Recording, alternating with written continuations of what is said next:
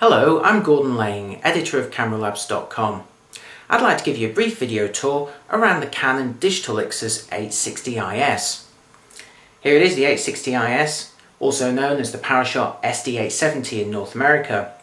It's an 8 megapixel compact camera with a 3.8 times optical zoom lens that's equivalent from 28 to 105mm. And at 28mm you're getting a really decent wide angle coverage, which is really very useful whether you're taking pictures of big landscapes, big buildings, big interiors, or even just big group shots. It's very useful in situations where you just can't step back any further. Around the back of this camera, Canon's equipped the 860IS with a really decent sized and excellent quality 3-inch display, and you may be able to see the face detection kick in there with a square around my face. The build quality of this camera is absolutely excellent, and all the controls are just in the right places. And in fact, speaking of which, let's take a closer look at the controls right now. On the top surface of the Ixus 860IS, the first thing you'll find is a 3-position switch. This allows you to switch between the movie, scene preset and normal recording modes. Next to that, an on-off button, and then the shutter release button surrounded by a zoom rocker. Around the back of the camera, it's obviously dominated by that huge 3-inch screen that looks absolutely great. To the side you'll see a series of buttons, the play button, direct print, and at the bottom the menu and display buttons. In the middle here you'll notice what looks like a traditional 4-way rocker. However, in use it's actually touch sensitive. You can use this as a wheel, and we've got a demonstration of that coming up in just a moment. To the side is a flap that hides the ports. There you'll find the TV output and the USB port, and underneath the battery compartment. If you open this door here, you'll see the battery there, and like most Canon compacts, this model takes SD memory cards. Now we're outside with the 860IS, so let's see how quickly it powers up. Press the on-off button and just over a second later you're ready for action. That's pretty quick. Now let's have a look at the optical zoom range of this camera. Here we are zoomed out at an equivalent of 28mm.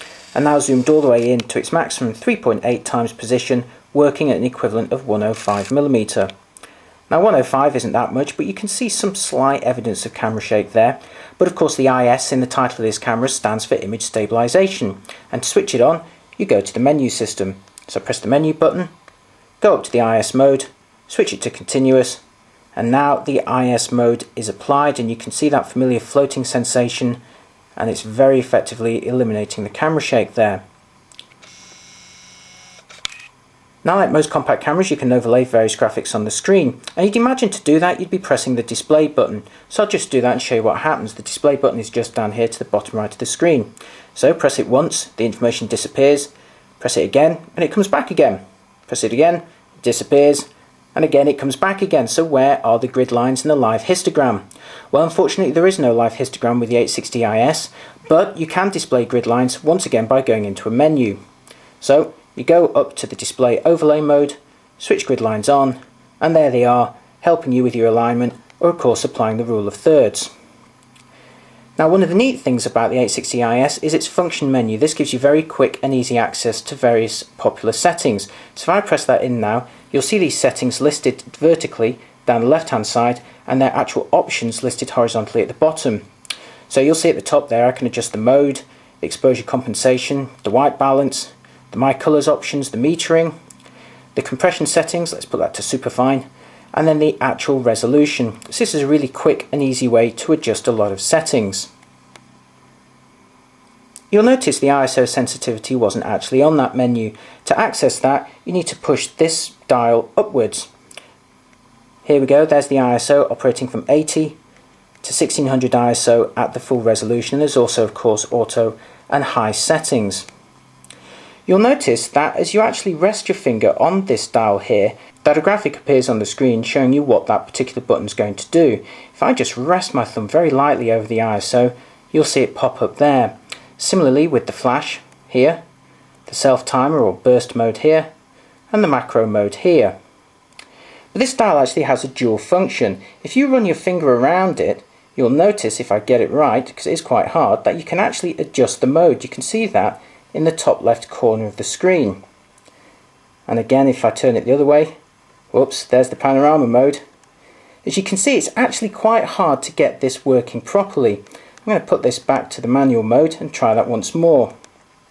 So I'm going to turn this dial, and as you can see now there's the mode in the top left corner, and now going the other way. So this is a really nice idea in practice, but it certainly does take a bit of practice to get it right. Now finally I'm going to show you the playback mode. If I press the play button, here's a picture that we took earlier, and I just want to show you what happens when you press the display button. As you'd expect, you can overlay various pieces of shooting information. Press it once more and you do get a histogram in playback. There's a brightness histogram with some more shooting information. And press it again and you actually get an enlargement of the active focus point used for that particular picture. That's really handy if you're taking pictures of people and using face detection, because in this area you'll see a close-up of the person's face, allowing you to check very quickly whether the eyes were open or whether there's any of the demonic red eye. Like most compact cameras these days, the Ixus 860IS features a fairly decent quality video mode, but it also has a time-lapse option, and you're watching an example of that right now. Now this time-lapse facility is in fact exactly the same as the more expensive PowerShot G9 model. It can capture a frame every 1 or 2 seconds for up to 2 hours, and then it saves them as a VGA quality moving lasting 8 or 4 minutes. Now that's great if you want to show an extended sequence such as the opening of a flower or perhaps clouds zipping by, as I've done here. The only thing you have to watch out for is your battery life. If you're doing this outdoors and the temperature's falling, then the battery can drain quite quickly, so make sure you've got that recharger close to hand. The Canon digital Ixus 860IS is a great compact camera.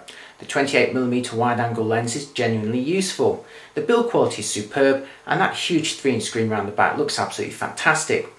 And this camera performs very well in practice as well. It handles very confidently. You feel there's very few situations where this camera will get caught out or not perform particularly well. And in fact the quality is also very good. It's a step up from most other 8-megapixel compacts. Now of course you shouldn't expect miracles. If you increase the 860IS to 800 or 1600 ISO, the quality is not going to look that great. But surprisingly it is very good even at say 400 ISO, which is a lot more than you can say for a lot of rival compacts these days. On the downside, well, there's not a great deal of manual control. If you want to adjust the aperture or the shutter speed, you should be looking at models like the Fujifilm F50FD instead.